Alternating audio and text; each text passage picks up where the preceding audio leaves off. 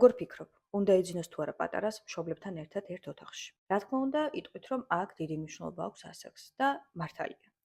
1 წლის მანძილზე დაბადებიდან ბავშვი აუცილებლად უნდა იყოს მშობლების ოთახში, რადგან აქ შვილის უეცარი სიკვდილის სინდრომის საშიშროებაც დგას, გარდა ემოციური კავშირისა. შემდეგ წლებში უკვე 5-6 წლამდე მშობლის გადასაწყვეტია, უნდა დააკვირდეთ თქვენს ემოციურ ფონს და ასევე ბავშვის ემოციურ ფონს თუ რამდენად მზად ხართ იმისთვის, რომ ბავშვმა დაიძინოს ცალკე ოთახში და რამდენად მზად არის თქვენი პატარაც ამისთვის.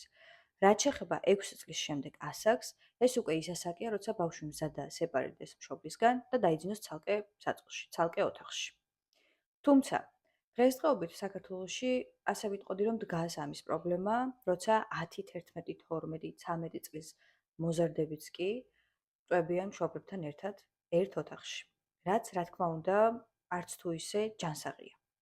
შესაბამისად, მაქსიმალურად შეეცადეთ, რომ აი 6-დან 8 წლამდე, აი ამ პერიოდში მოახერხოთ ისე, რომ თქვენმა ბავშვმა დაიძინოს ცალკე სხვა ოთახში.